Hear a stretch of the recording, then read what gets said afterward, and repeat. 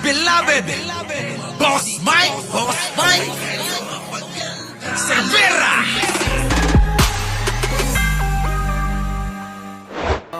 Handa na po ba kayong marinig ang patotoo ng babaeng, babaeng binembang, binembang, binembang, ni Pulong Duterte, mga kababayan, bengbang dito, bengbang doon. Grabe, matindi mga kababayan, namimili mga kababayan ng babae. Namimili ng babae itong si Pulong Duterte. Putik na yan, mga kababayan. Hirap niyan. Eto na, mga kababayan. Panoorin na natin to. Grabe, mga kababayan ito, umpisa na kagad natin. Pasok! Alam sa mga babae, papatayin ko sila lahat. Alak ka, mga kababayan, pakinggan ho ninyo aring babaeng binuking. Binuking ho, hindi binuking. Magkaiba ho yun. Sa mga lalaki dyan, alam nila yung binuking. In order. Para gawing parausan. Para gawing parausan nitong grupo ni Pulong Duterte, mga kababayan. Ganon, mga kababayan. Eto na, mga kababayan, nagsalita na ho. Etong si Nene, mga kababayan, na pinalalamove, sabi ni Jojo Chavez. Ito na. Wala akong pakialam sa mga babae, papatayin ko sila lahat. Noong February 22, pumunta ako doon sa Woodridge sa bahay nila Charlie Tan. Dumating ako doon mga 12. Tapos pagdating ko doon, naabutan ko si Pulong Duterte, Charlie Tan, Tristan Patria, at yung mga babaeng nauna doon. Yung iba is kukunin ba na partner. Depende kasi yan kung gusto kang galawin or hindi. Pero babayaran ka. Mga 1 a.m. nagsabi si Pulong. Kinanginan pa, mga kababayan. Ay, shush! Sorry. Mga kababayan, itong inang-ina, mga kababayan, ito ang muka, mga kababayan, ng matakaw sa Kepias. Grabe! Mga kababayan, ito ang muka ng matakaw sa Kepias. Lang niya, mga kababayan, muntik pang pumatay dahil sa nabiling bilasang Kepias. Grabe, Ayan na si Junior Mancanor. Ito na, tuloy, Nene. Sa bar, dun sa Hersey. Okay. Sa inuman, may mga babae hanggang sa nalasing na talaga si Pulong Duterte. Yung isang babae is, Live! sino daw yung partner niya. In Bisaya, kinsay mga kayot, nayutan ba ka? Ana ang babae na Ay, grabe, ano yun? Oy, live tayo, Nasino ba yun? Si Harold, nagtatanong si Harold, Harold, ay pakitranslate nga, mga kababayan. Ang narinig ko lang dito, iyutanan. Iyutanan daw, mga kababayan ni Pulong, Dali, Wait lang, narinig ko yun, wait lang, ito na. na kayot, nayutan ba ka? Ana ang babae. In Bisaya, kinsay mga kayot. Dali, Uy, mga kababayan, sino po ba nakakaunawa at nakakapagsalita ng Bisaya dyan? Oo, may narinig po ako na iyutanan ba? Iyutanan. Ano po ba ibig sabihin ng iyutanan na yon? Iyutanan daw, mga kababayan eto dali, mga kababayan Eto na, pakinggan nyo. Grabe ito. Sino daw yung partner niya? Sino daw yung partner niya? Ano ba yung partner, mga kababayan? Yung po ba at tawag doon, iyutanan? Mga kababayan, pakiano naman? Paki-comment naman Yung po ba ang ibig sabihin nun? Oo, sino daw yung partner? Yung po ba yung ibig sabihin ng iyutanan? Oo, iyutanan daw ulit. Ay, grabe, mga kababayan, to si Pulong talaga, ito na. Ayan, si Winsky. Paki-translate, Winsky. Ito na, Ito na. Pasok. Yung babae is, tinanong siya ni Pulong sino daw yung partner niya. Ah. In Bisaya, kinsa imong na kayot, nayutan ba ka? Anak,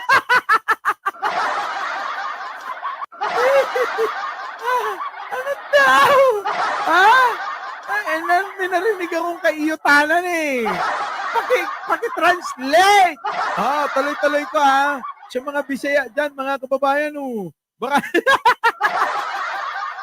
Ay, gago ka Pulong. Antindi mo. Hinahanap mo yung kaiyutanan mo. Sabi dito oh. Andali sige tuloy. Ulit, Boss Mike. Yan na. Pakinggan nyo nga. Mamaya na tayo magbigay ng reaksyon. Ay, pakinggan nyo nga muna ng buo Grabe to eh. Si ate, grabe ito mag-expose eh. Ang daming sinasabi. Andali pakinggan nyo maigi. Lahat kayo, natatawa ako eh. Nawawala ako tuloy sa concentration ko eh.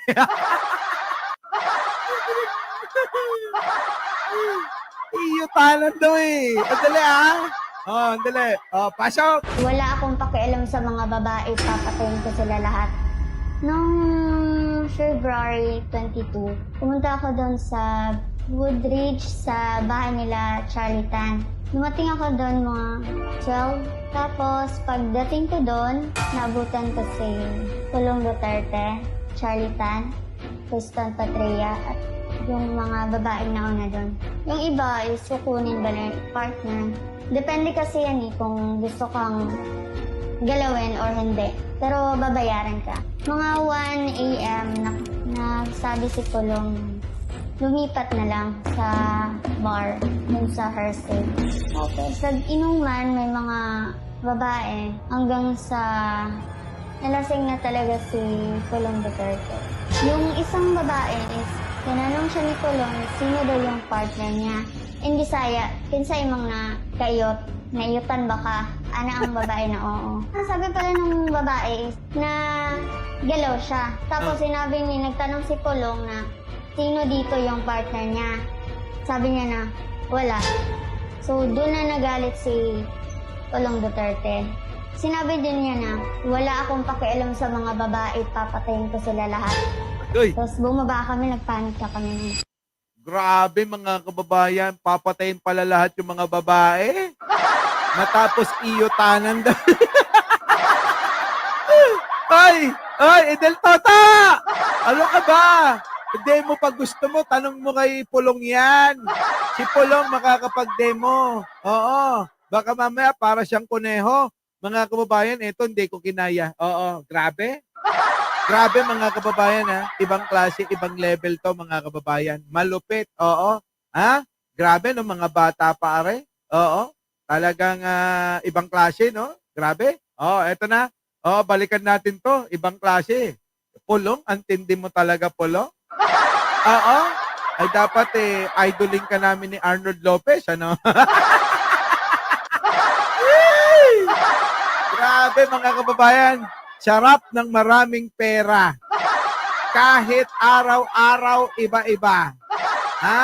Hindi kaya napudpud na yung, Hindi kaya pudpud na yung batuta ni Polongski. Grabe na mga kababayan, ano? Ito na. Bigyan natin ng reaksyon. Aring sinasabing mga kababayan na mga babae daw po na, ang hirap sabihin. Paano ba natin ito sasabihin? Pakiano nga po? Paano po ba sasabihin yung niyot-yot, gano'n, niyot-yot, niyot-yot na lang, niyot-yot ni Pulong, mga kababayan. Mga kababayan, niyot-yot ni Pulong. Yan, mga kababayan. Eto na. Eto na. Uy, mag-like na kayo. Oo. Ayaw nyo na mag-like eh.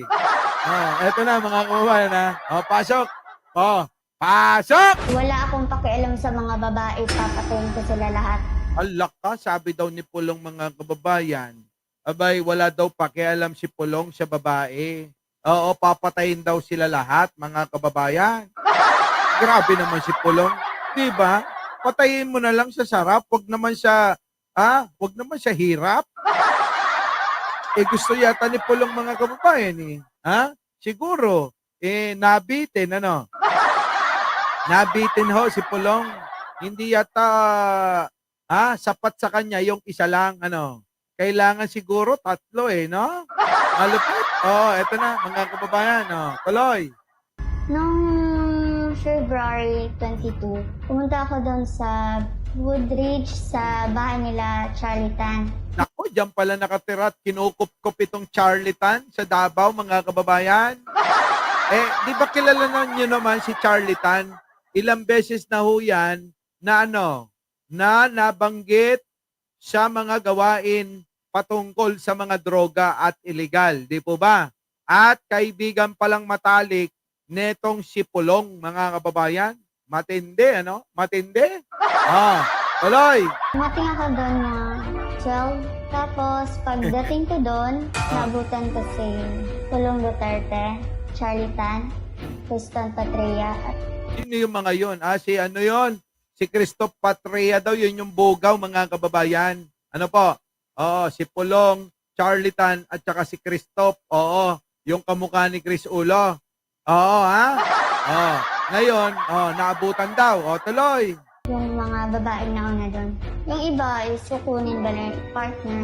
Depende kasi yan kung gusto kang galawin or hindi. Pero babayaran ka. Mga 1 a.m. Sabi si Pulong, lumipat na lang. Ayun, mga kababayan, kita nyo naman yung mukha niya, na parang lahat, mga kababayan, sisip-sipin lahat, ano? Yung ganitong mukha, mga kababayan, maninipsip pa. Ay, grabe, mga kababayan. Mukhang sisip-sipin lahat, mga kababayan, eh. Eto na. Uray, agmutag-mutag. Diyos ka pa!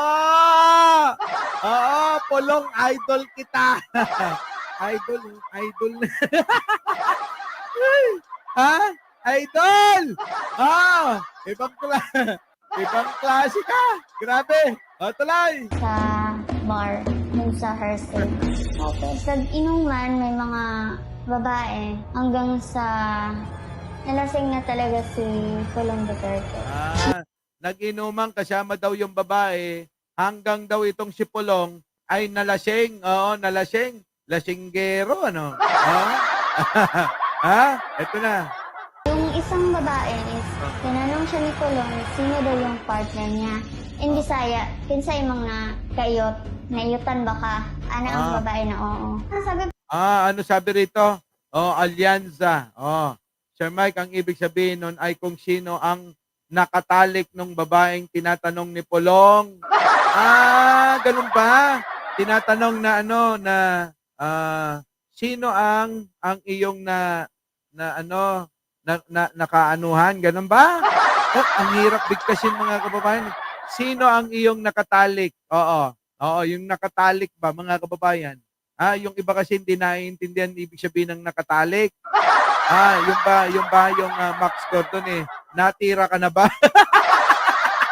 Ay, naku! Lamig kaayo ba? Lamig kaayo! Sabi. Ito na. Pasok. Basta lamig kaayo. Tuloy. pala nung babae is, na galaw siya. Tapos sinabi niya, nagtanong si Pulong na, sino dito yung partner niya? Sabi niya na, wala. So, doon na nagalit si Pulong Duterte. Ala ka, mga kababayan. Ano ba talaga? May kapartner ba si Pulong o naghahanap ng kapartner? Kasi mga kababayan, parang parang ako mga kababayan, hindi ko kasi naintindihan yung Bisaya. Kung ito yung tanong, naghahanap talaga si Pulong ng titirahin kasi lasing na. Tuloy. Hinahanap niya yung yutin niya. Ay, nako! Grabe. Sige, tuloy. Sinabi din niya na, wala akong pakialam sa mga babae, papatayin ko sila lahat. Tapos bumaba kami, nagpanik na kami. Yung mga kababayan, kaya pala nagtakbuhan sila dun sa unang video.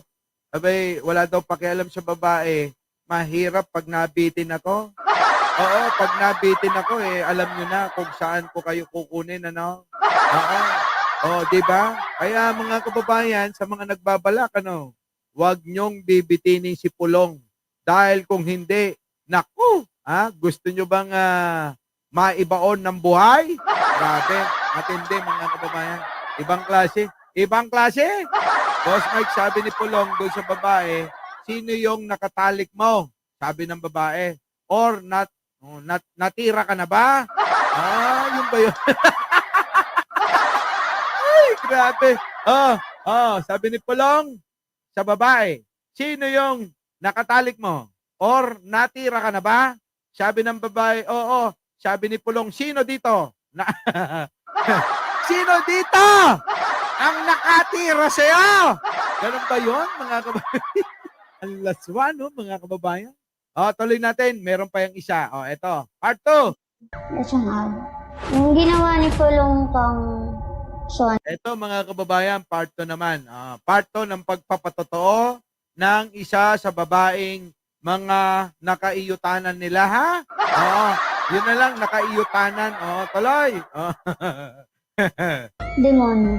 That's yung ginawa ni Pulong kang Sean is nakakatrauma para kang Sean. Doon niya na sinapak, sinutok, ginano ng kutsilyo, yung sa likod ng kutsilyo, ginaganon. Grabe yung Sinabot yun ng 3 a.m. Tapos inutusan din niya yung isa niyang bodyguard na sampalin ng pera si Sean. Sabi niya kang Sean na, gago ka, pera-perahan mo ba ako? Pinapatay niya yung CCTV. Parang kung papatayin kami lahat doon is, wala talaga. Hopeless. Parang kung may nangyari kang Sean is, wala kami magawa. Makapangyarihan si Pulong. Malakas siya doon sa Davao, mga Duterte. Parang yung mga staff doon, parang normal na lang kasi ganun talaga daw siya pag nalalasing.